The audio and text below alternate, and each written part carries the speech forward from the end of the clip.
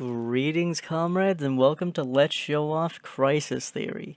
Crisis Theory is a simple little simulation game, and it shows a bit of the Marxist perception of capitalism, specifically how it is bound to have a crisis at some point or another. So in this game, you play as a spirit of capitalism, you keep the system from falling into crisis for as long as possible, since it is inevitable that some crisis will occur. So the capital begins here, in money form, and it goes over to the means of production, or labor power. It's a bit strange here because typically the means of production are bought, and it's a high initial cost, but then it scales down because, you just pay for it and then you have maintenance. But for this video, we're going to assume that when it means means of production, it is that the capitalists are leasing out the factories and equipment and land and all that. Purchasing labor power requires the payment of wages. These payments flow to workers. The creation of means of production requires raw materials. These are extracted from nature. In this game, nature isn't something just like the environment, but it's more specifically just the resources.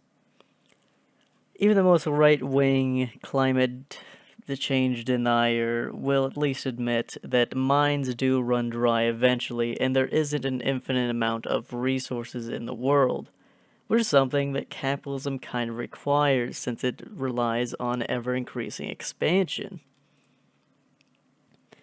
But once purchased, the means of production and labor are combined via technologies to produce a commodity. Once produced, a commodity must be purchased by workers or capitalists to realize its value.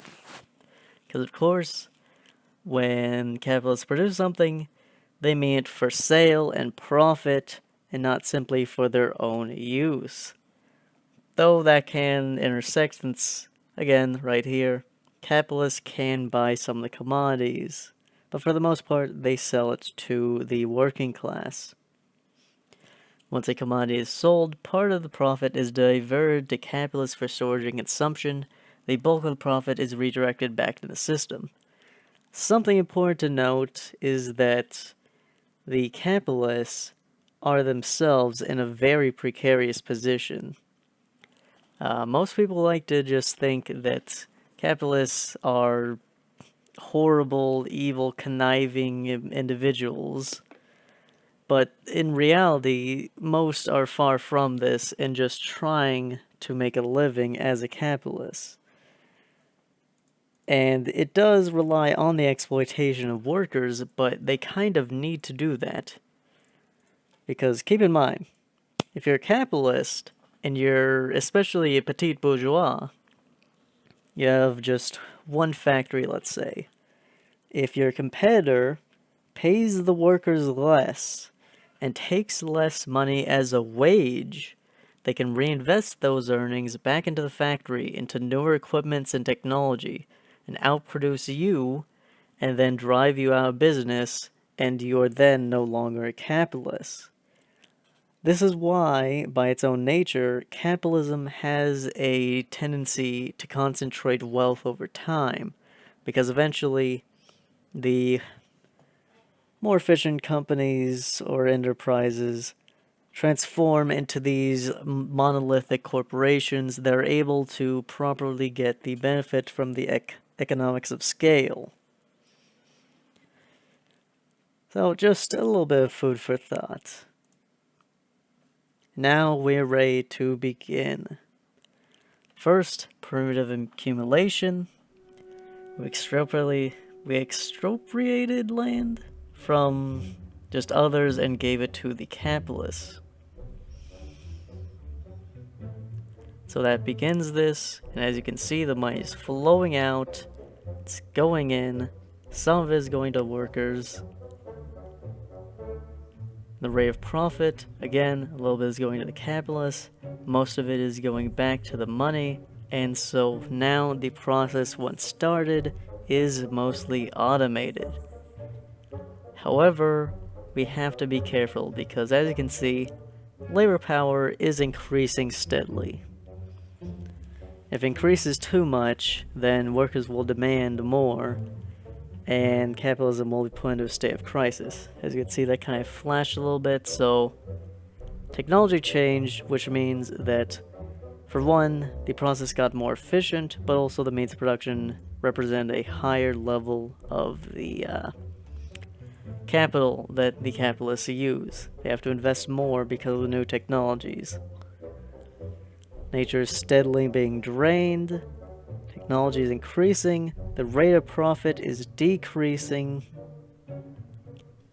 things are relatively stable. As you can see, the worker effective demand is blinking, however.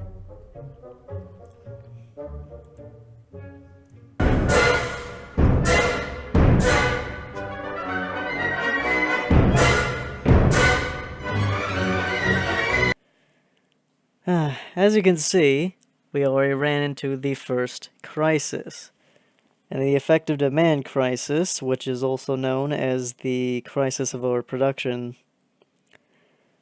And I would have spoke, but the music is very loud in this game and you can't actually change it. So instead, I'm just going to have the screen pop for a few seconds and then speak directly after. So in that case, what we saw is that too many goods were being produced and the workers weren't paid enough money that they could buy it all. That is what the crisis of overproduction means. You're producing too many goods, and to the point where nobody could possibly buy all of them, and so it wastes. And eventually, if you aren't paying your workers enough, then they have no amount of buying power. And if they don't have buying power, then you yourself can't really sell. So that's one crisis. Let's go ahead and repeat the process and see if we can do something else. Now this time we had imperialism, so going to foreign countries and establishing economic rule over them.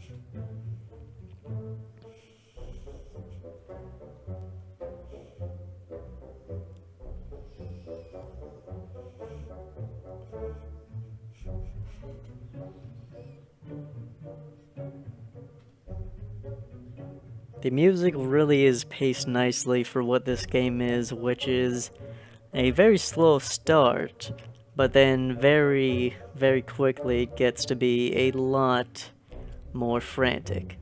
Now this time around, we are going to have more money go to labor power, so we're going to just keep it as high, but not to crisis level, as we can. Because if we do that, the worker effective demand will remain higher for a longer period of time. It will eventually still shrink, but we can fix that by giving money from the state to both the capitalists and the workers.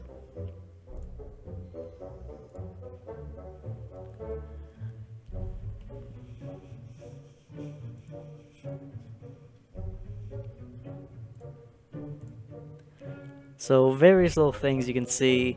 If you encourage immigration, it reduces the cost of labor power in proportion to means of production, because of course, cheap foreign labor coming to you much cheaper than just a worker that is from your country, born there. We also just the reverse, where we had our production outsourced to other countries, use the cheap labor there, crush the unions so that they can't demand higher wages, find new resources from nature,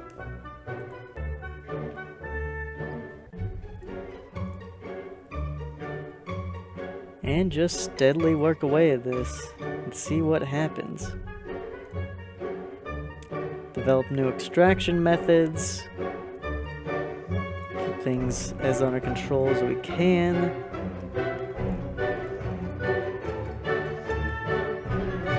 Of course, this is a losing battle, because so many different things are having to be kept under control. nature is getting overexploited, the workers can barely buy anything, and there we go.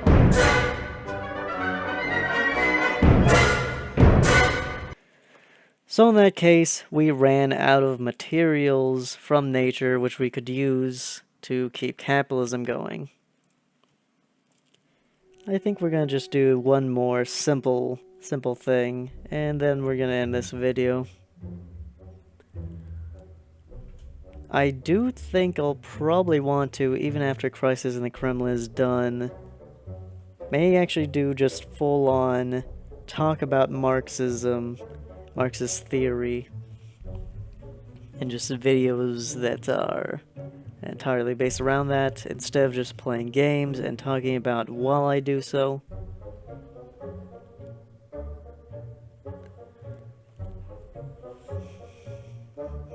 Once again, starts very slow. We could pump more primitive accumulation, public debt. Of course, public debt really is just taking money from the lower class and giving it to the higher class, because even though progressive taxation might be a thing, the only people who get into the public debt and buy that are really the rich people.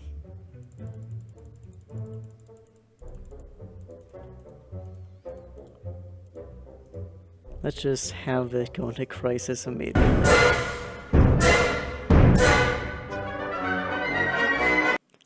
And actually we'll do one more with just the opposite. As you can see, too much money needs to be invested in the meat's production for it to be profitable.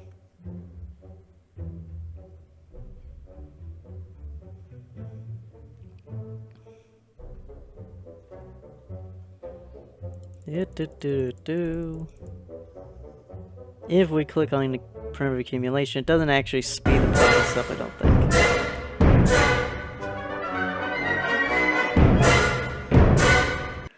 So yes, the final crisis, or at least I think those are all the crises that you can have, where the workers require too much of the profit in order for capitalism to actually be profitable. They demanded more wages or better conditions, because I assume that labor power would also in this game be just anything that goes towards getting labor. But that'll be it for this episode. Do hope you enjoyed the game and enjoyed hearing what I had to talk about, and I'll see you in the next video.